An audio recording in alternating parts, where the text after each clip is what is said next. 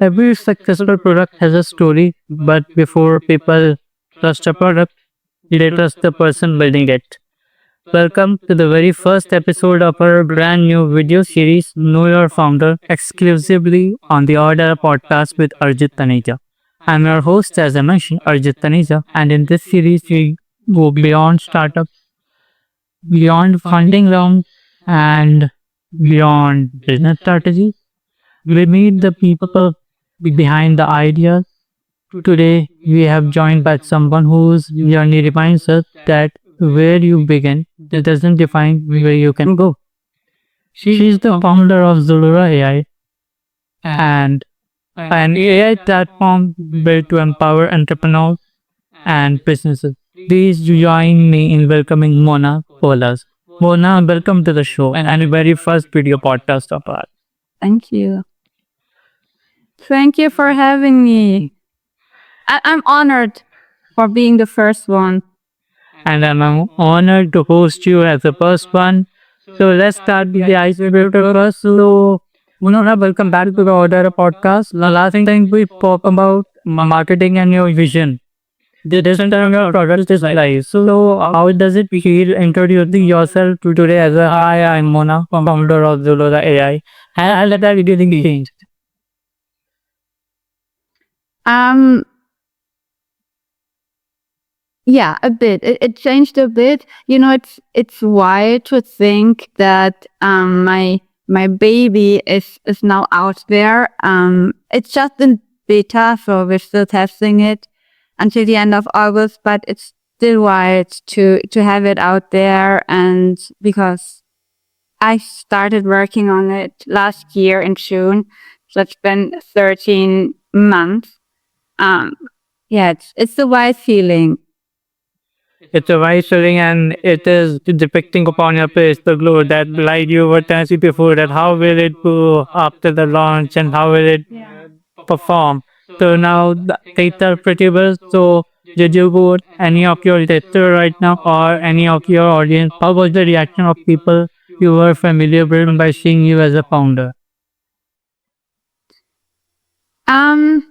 I think they are like were happy for me. They were cheering for me. A few of them already started testing the tool, so I got some early feedback in already.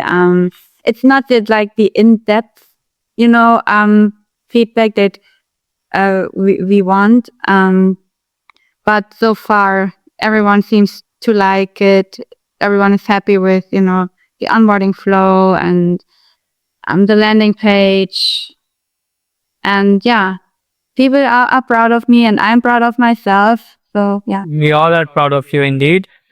Like you have been started it all again, all from the scratch. And congratulations on the launch. And so starting off with our first segment. So before Zolora and Mona, I want to ask people today know the founder, but very few know the person before the founder. Take us back towards Mona growing up. Oh, I was a tomboy actually. I was a very wild child, climbing trees, playing with my cousins, and friends. But fun fact, whenever I played with my Barbies, I always played that my Barbie was a businesswoman. Back then, when I was like 6, 7, I had no clue what that exactly means, but I never understood why other kids were like, "Oh, let's play that our Barbies are moms." I'm not saying that being a mom is bad, but I was always like, no, I don't want my Barbie to be a mom. I want her to have a business. So I think this is when this whole business mindset started without me really understanding it. That's something unique. I can get it because when people are usually young, they follow like playing the kitchen or house set. And I have seen person, and I'm hearing the person that a person who has the curiosity of being the business founder, who wants to be a founder in this such a young age. So you have mentioned something that really inspired me. You grew up in a rural area in Germany. Both of your parents never attended university. Most of the people must be aware of this fact who have heard to our podcast on Spotify, the audio buzz. If you haven't, please go ahead and you can start. So, you grew up in a rural area in Germany. Both of your parents never attended university, and you became the first person in your entire extended family to earn a master's degree, right? That's a huge milestone for every person. So, did you ever feel that you had to create opportunities for yourself because there was not already a roadmap in front of you, or what was the thing that you made up on your mind? That's that. It actually started rather late for me because, when you grow up in a rural area, you are surrounded by people who are like you, most of my friends who didn't go to university.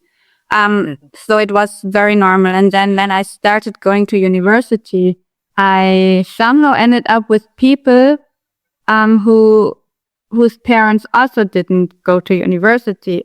So I never really felt off or that there were a lack of opportunities or so until I started working. And then when I entered my first full-time job, I realized, oh, I am different.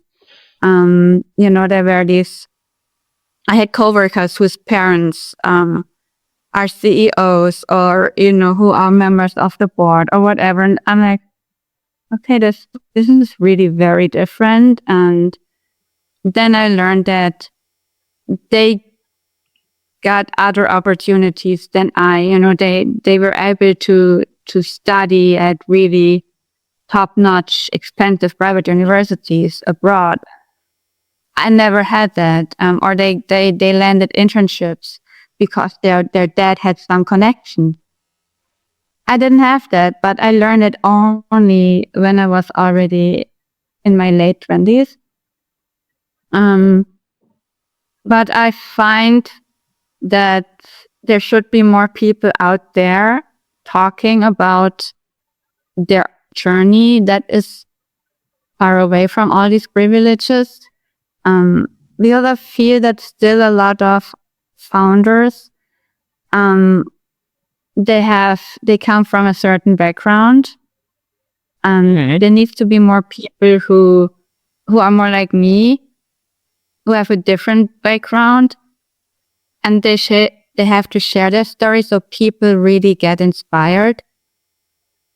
Because most of the limitations we have are really just in our heads. Correct. This thing reflect on me that the destiny is the big thing, and most of people who think they want to become, and if they want to be successful, that thinking is a must. And I'm proud that I am hosting you today, and to all the people who are listening to you are must be very proud of you. Your parents must be very proud of you. And taking up the follow up to the question again, many people believe that they need the right family background, the right network, or the right connections before choosing something big, right? Or choosing something big. You didn't have those advantages that time you mentioned. So, what kept you believing that your dreams were still possible, from corporate and then sticking up with some of your major studies? And what made your dream alive? I want to ask. I think it's mainly just being very delusional. As an entrepreneur, you have to be really delusional. You're just crazy, and you have to widely believe in yourself. And I don't think there is an explanation that keeps me going. It's just this possibility that what if it turns out great? And also another thing is that I really believe in the value of what I'm building. And I'm not the only one. Like when I teamed up with my developer, he also said, "Oh, this has good value. This is cool." And I know so many people who would benefit from it. And then, when I talk about it on LinkedIn and see comments and people are like, "Oh yeah, I need something like that." So this is also what keeps me going. This is what I also recommend to everyone. Just start talking about your life, about your journey, about your dream early on in public. You have to build this personal brand as a founder. Then you automatically get feedback. Yes, the feedback is must, and yes, there was a turning point in between your career switch. Like we both come from marketing background, we are more experienced than me and still learning. But I must say that you started your career in marketing earlier stage, but at some point, being an employee no longer felt enough. Was there a particular day or a moment where you realized that I want to build something that mine? Or was there any problem you were facing that I must resolve this and there was no other solution, so I built a solution on my own? I don't think there was like a particular day. I just was never fully happy as an employee. I was always like, why do I have to sit here for 8 hours a day? Like, why do I have to sit here basically until my contract says you can go home? I just, it didn't sit well with me. I wanted to have this freedom. And also, there was this like in my early 30s, I was like, okay, I need more. I want more. And, so I changed jobs. I was still in corporate, but I changed jobs because I wanted to grow and evolve. And my dad told me, before you turn 40, you have to make a decision for your career, or else you're stuck on a path, whether you like that path or not. And he always tells me to take risks, because if you want to learn and grow, you have to take risks. So I would say he's one of my biggest supporters. But there was not just one single moment. It was more like a transitioning happening as I grew older. And I recently read on LinkedIn that most people never try. And at least I can later say I tried. If I fail, then I fail. It would suck, honestly. But then at least I can say, okay, I tried my best. I tried to chase my dreams. And it is so fulfilling. And I can't imagine to go back to corporate and be an employee. Many people are still stuck on the loop that they want to build something and but they cannot make up to the decision. It's all about the right time and right thinking, and it's all up to you that when you are doing it. So I want to admire you again and to all people listening us that who are thinking to build something. They should be taking inspiration from you and start working on themselves. And again, coming to the next segment, you often talk about freedom. What does freedom actually mean to you today? Like, is it money, time, purpose, or something completely different out of the box? To me, freedom is to be able to choose whatever I want to do, like where I want to work, when I want to work. Like yesterday, I took off Wednesday afternoon because I didn't want to work. I was tired and it was hot, and I thought, okay, I can go to the pool, get some swimming in, some workout, and some tan. This is freedom, not being stuck to a schedule, and be able to travel whenever I want, wherever I want. And the cool thing about building software is I can work from anywhere in the world. But yeah, this is freedom for me. And also, as I said before, I'm really fulfilled now. This is like also the biggest part of that freedom The freedom. that I have, being fulfilled. Yeah, so it's not so much about money, but being aligned with myself and doing what I really want and when I want it. You want it, you earn it, and you get it. That's the three mantras that you are following. Okay. Okay, so talking about your founder's life, you recently launched a product day before yesterday, the Monday, right? And Yeah, Monday. people often celebrate launches. I have seen your builder, the website developer, posting on LinkedIn. You have been posting on LinkedIn, and people often celebrate launches, but very rarely do they see what happens behind the scenes.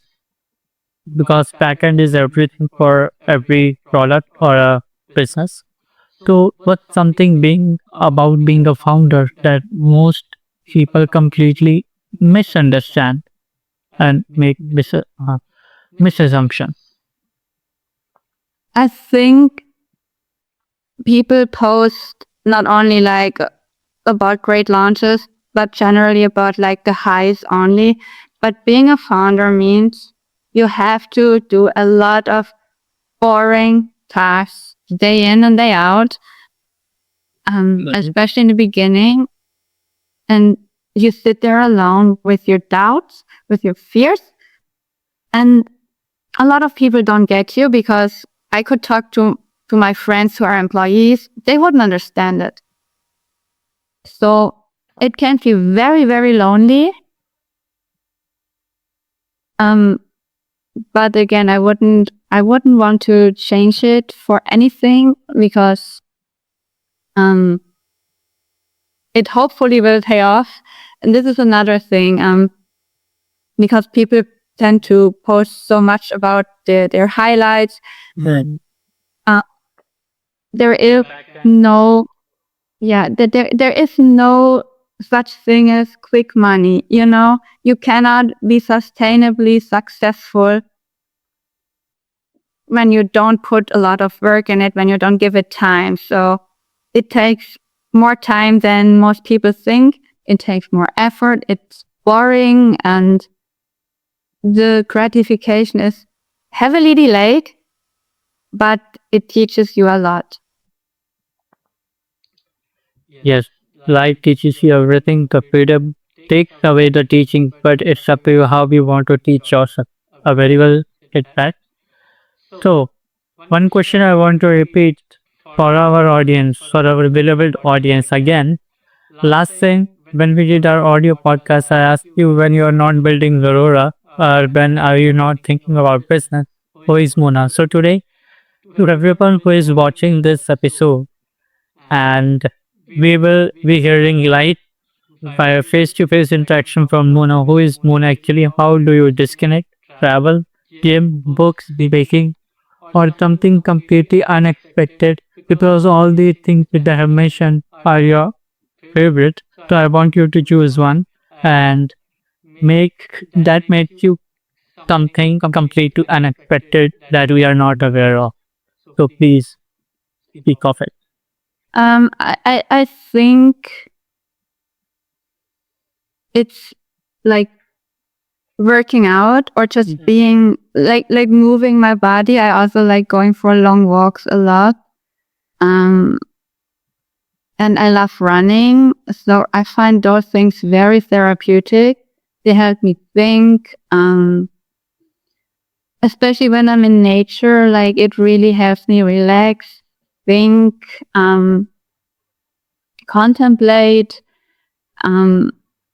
Yeah, when I'm not running and just go for a walk, like it also really good to just cry and when you're really frustrated.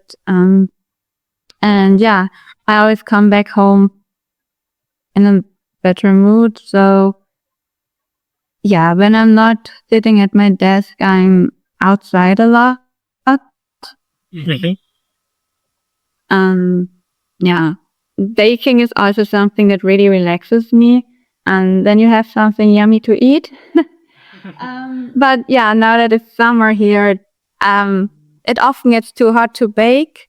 So yeah, but I really try to be offline as much as possible. Disconnecting from the world or being yourself, or connecting with the world and forgetting who you are and just adjusting with the people. So what do you prefer? I think disconnecting with the world. Okay. Just be like, I don't know, sit at the beach or be in a forest, just me alone, doing nothing, really disconnecting with everything and everyone around me. Yeah. Yeah, I think this is very therapeutic and we should all do it. Indeed, we should all do it. And I have a advice for all our listeners. There's a quote coming on my head. I have repeated in so many alumni seminars where I have been going to for my college interviews or everywhere. Day you will start valuing yourself, the world will start valuing you. So, do you agree with this fact, Muna, or do you want to add something in it? No, you first have to value yourself because it makes you more confident and other people can tell. And this is also something a lot of founders they struggle with that. They don't know how to price their product or their service, and then they undervalue their hard work, so they undervalue themselves, and people can tell. So you first have to value yourself, prioritize yourself, because at the end of the day, no matter how many people like you, no matter what other people think, you are the only person that has to live with yourself 24/7. Correct. Better love yourself. Yeah. Correct. So before taking on a very fun segment again in a video session of our very first rapid fire, so I want an advice like imagine someone watching this today or whenever this episode gets uploaded. They are from a small town, no network, no family business, no fancy degree. They are wondering whether they should even start or without getting employed, without any fundings, if they have any idea. What would you tell them? Any advice for them? I would first say start, but start small and slow. Like, if you don't have the money, don't go all in. Like, you have to be wise, right? So don't be completely stupid and waste all the resources you have. So, but really just start and then see where it goes. And I mean, we have the internet, we have AI, so you can do a lot of research. There's so many free online courses, so you can get knowledge, you can get all the information you need, and then just start, because most of the limitations we have are only inside our heads. That that's a very fun fact, or I can say admiring fact that he yourself. And one last advice before the rapid fire. So, do you think success is more about talent or simply staying consistent long is enough? I think it is just staying consistent long enough. As I said before, being a founder means you have to do a lot of boring tasks. You don't need any talent for these tasks. And also talent comes along the way. You get better, you improve the more you do all these same boring things. So it is just being there, being present, showing up, no matter how boring it is, no matter how alone you feel. Because some weeks can feel very alone, very slow. So you just have to push through and continue, because eventually success will come. And all like the big entrepreneurs who are on LinkedIn, they tell you the same. So it is just really being Consistent. willing to be consistent and to be patient. Patience is the key, and consistency is the key again. So, rapid fire, are you ready? No overthinking. First answer that comes to mind. So, coffee or chai? Coffee or tea? Chai. Every anytime? Okay. Morning or night? I'm a morning person. I am. I want to be a morning person again. Books or podcasts? Oh, it depends on my mood, honestly. I think books, like not ebooks, but actually books, because then I can be offline. Okay, so I do believe that I have to write a book, publish it again, so that I can get your idea. Coming in. Yeah. Okay. Beach or mountain? Um. Oh, I would say beach. Preferably beach. Okay. Germany or anywhere new? I mean, I have lived in Germany for more than 3 decades now. So, somewhere new. I like exploring, but I would always come back to Germany. Home is home, anyways. It is. It is. One application, not Xolora. Okay. One application you can't live without. Oh. Honestly, at the moment, it's LinkedIn. I'm having a lot of fun with LinkedIn. I am living with the LinkedIn too, and especially these days. Okay. If you know, and can't mention it here. One habit that changed your life. Um,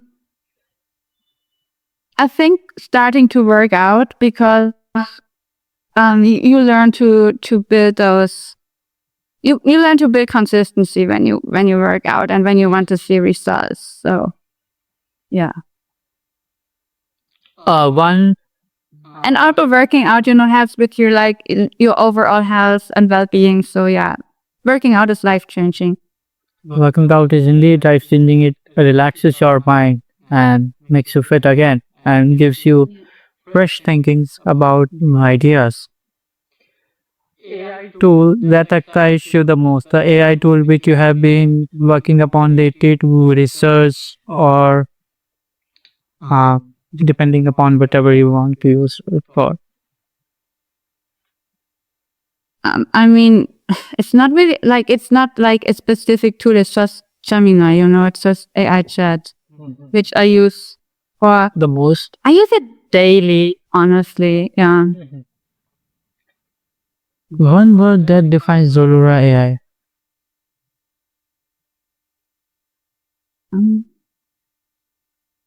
Confident. And one word that defines Mona, the founder.